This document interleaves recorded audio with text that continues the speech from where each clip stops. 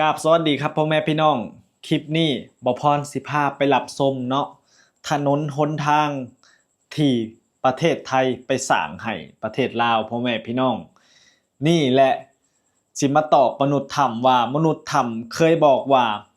ไทยเคยมาสร้างหยังแด่ให้ลาวเนาะนี่มื้อนี้บ่พรสิพาไปหลับชมเนาะถนนที่ประเทศไทยไปสร้างให้คนลาวได้ใช้เนาะพ่อแม่พี่น้อง เดี๋ยวไปรับชมคลิปพร้อมๆกันนี่เนาะพ่อแม่พี่น้องนี่แหละคือถนนที่ประเทศไทยไปสร้างให้ประเทศลาวพ่อแม่พี่น้องนี่แหละบ่พรจึงบอกว่าประเทศไทยมีพระคุณต่อประเทศลาวหลายๆอย่างเนาะประเทศลาวนี่กับประเทศไทยเปรียบเสมือนบ้านพี่เมืองน้องเนาะและก็ประเทศไทยนี่มีอิทธิพลหลายต่อประเทศลาวเนาะบ่ว่าสิเป็นด้านโทรทัศน์ทีวีเนาะพ่อแม่พี่น้องพัดลมเครื่องใช้ต่างๆเนาะเออประเทศไทยนี่ส่งเข้าลาวหลายอันหลายอย่างพ่อแม่พี่น้องคนลาวกับคนไทยนี่การกินการอยู่แทบสิบ่แตกต่างกันบ่ว่าการกินก็คือกันเนาะปลาแดกแป้งโนนี่นำเข้าจากประเทศไทยเบิดนะมนุษย์ถ้ำนี่แดกของไทยตลอดแต่ถามว่าคนไทยนี่ให้หยังแด่ประเทศลาวเนาะบ่ว่าสิเครื่องใช้ต่างๆนานานี่ลาวเฮานี่นำเข้าจากประเทศไทยนะพ่อแม่พี่น้องนี่ก็คือถนนที่ประเทศไทยมาสร้างให้พ่อแม่พี่น้องเนาะก็เป็นถนน2เลนนี่แหละก็จะเป็นสัญลักษณ์ของถนนไทยเนาะถนนไทยก็ต้องทำลายทำหยังแบบอย่างดีให้ประชาชนคนลาวเฮาได้ใช้พ่อแม่พี่น้องเอ้ยปัจจุบันนี่คนลาวนี่อ่าใช้แต่ของไทยแล้วก็อ่าเขาเรียกว่าซึมซับวัฒนธรรมไทยพ่อแม่พี่น้องบ่พรเกิดมาบ่เคยเห็นคนลาวจัดวันเกิดบ่เคยเห็นคนลาวเป่าเป่าเค้กเนาะปัจจุบันนี้คนลาวก็ได้แล่นตามหลังประเทศไทยเนาะพ่อแม่พี่น้องบ่ว่าสิการกินการอยู่อิหยังต่างๆนานาคนลาวนี่ใช้แบบเลียนแบบไทยหมดเนาะบ่ว่าสิศิลปินเพลงเนาะอิหยังต่างๆนานาเนาะคนลาวก็ฟังของไทยพ่อแม่พี่น้องแม้แต่เด็กนักเรียนนี่เนาะเกิดมาก็ต้องฟังเพลงไทยเกิดมาก็ต้องเบิ่งหนังโทรทัศน์ทีวีของไทยเนาะทุกอย่างคือของไทยเพราะฉะนั้นบ่ต้องเว้าว่าประเทศไทยนี่ให้หยังแด่ประเทศลาวเนาะอาประเทศลาวเฮานี่โชคดีกว่าประเทศอื่นเนาะโชคดีกว่าประเทศอื่นนี่แหละเนาะคำว่ามิตรภาพเนาะระหว่าง2ฝั่งโขงเนาะลาวไทยนี่เปรียบเสมือนบ้านพี่เมืองน้องเนาะถึงมนุษย์ถ้ำสิบ่ยอมรับก็บ่เป็นหยังบ่ยอมรับก็บ่เป็นหยังแต่ว่าคนส่วนมากหรือว่าเด็กน้อยหรือว่าคนยุคใหม่นี่อาเขายอมรับเนาะ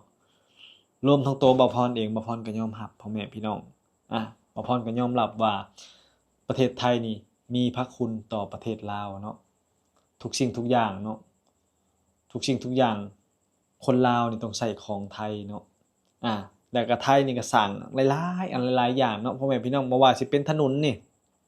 ถนนโรงเรียนเท่าที่บ่าวพรรู้มาน้ำท่วมเขื่อนแตกประเทศไทยส่งทีมงานไปช่วยลาวเนาะถ้าคนที่บอกว่าประเทศไทยนี่ช่วยหยังแด่ลาวนี่คือมนุษย์ถังตั้งคำถามแบบนี้แสดงว่าพวกนี้บ่มีการศึกษาบ่ได้เรียนรู้เนาะบ่ได้ศึกษาว่าประเทศไทยเป็นแบบใดประเทศลาวเป็นแบบใดเนาะก็คืออยู่แต่ในบ้านในเรือนเนาะพอมาเห็นมาอิหยังน่ะก็ติชมไปตามต่างๆนานาซื่อๆเนาะโดยที่ตัวเองบ่ได้รู้ว่าประเทศไทยนี่เพิ่นช่วยเฮาหลายๆอย่างเนาะแม้กระทั่งสะพานเนาะทุกสิ่งทุกอย่างเวลาประเทศลาวเฮาเกิดวิกฤตต่างๆนานานี่ประเทศไทยนี่สิเป็นประเทศแรกเนาะที่เข้ามาช่วยลาวแม้กระทั่งเนาะอ่าพระราชทานอิหยังบางอย่างนี่ ก็มีเนาะพ่อแม่พี่น้องก็มีแต่ว่าเป็นหยังคนลาวหรือว่าผู้เฒ่าผู้แก่บางคนจึงบ่ฮู้ย้อนว่ายุคก่อนน่ะมันบ่มีโซเชียลคือปัจจุบันนี้เนาะบ่มีโซเชียลแล้วก็ โทรทัศน์ทีวีคนลาวส่วนมากก็เบิ่งแต่ช่องไทยแต่ว่าพวกมนุษย์ถ้ำเขาบ่เห็นเขาแบบบ่ได้เบิ่งเนาะว่าไทยนี่มาช่วยแบบนั้นแบบนี้ถึงสิช่วยส่วนมากก็บ่ค่อยออกข่าวพ่อแม่พี่น้องบ่ค่อยออกข่าวแล้วคนลาวส่วนหลายบางคนก็สิบ่ฮู้ว่าไทยไปช่วยหยังแหน่ลาวเพราะว่าอ่ามันบ่ค่อยมีแล้วก็คนลาวบ่นิยมเบิ่งช่องประเทศลาวเองเบิ่งแต่หนังละครไทยมันก็เลยซึมซับแต่แบบไทยๆเข้าในเด็กน้อยหรือว่าคนยุคใหม่นะส่วนคนยุคเก่าบัดเขาบ่เคยฮู้เนาะเพราะว่าอ่าเห็นแต่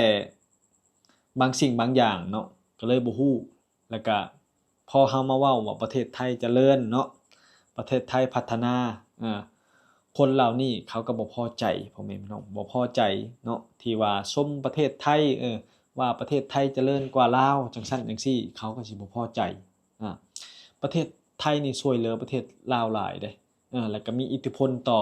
ประเทศลาวเฮาหลายๆเนาะบ่ว่าสิเว้าเรื่องเงินเนาะเรื่องต่างๆนานาแม่ค้าชาวขายก็ต้องเว้าภาษาไทยเนาะบางคนนี่ค้าขายอยู่ลาวแต่เว้าภาษาไทยย้อนหยังเนาะย้อนว่าความซึมซับแล้วก็ได้ฮู้ได้เห็นทุกสิ่งทุกอย่างเนาะเกี่ยวกับประเทศไทยหลายเขาก็เลยมองว่าประเทศไทยนี่มันดีเนาะให้แต่ทุกสิ่งทุกอย่างให้แต่สิ่งดีๆเนาะถ้าคนยุคใหม่หรือว่าพวกที่แบบว่าเล่นโซเชียลนะเขาสิฮู้เนาะเขาสิฮู้ว่าไทยได้ให้หยังแด่ประเทศลาวแล้วก็ไทยมีอิทธิพลต่อประเทศลาวหลายเนาะพ่อแม่พี่น้องเว้าตรงๆเลยเนาะทุกวันนี้เนาะผับบาร์หรือว่าหยังต่างๆนานานี่เนาะคนรุ่นใหม่นี่จะเรียนแบบประเทศไทยหมดเนาะบ่ว่าสิเป็นการแต่งตัวนุ่งห่มนี่เนาะคนลาวทุกวันนี้ก็กินแบบไทยเนาะกินแบบคนไทยเพราะว่าเรียนรู้แล้วก็ซึมซับจากประเทศไทยเนาะ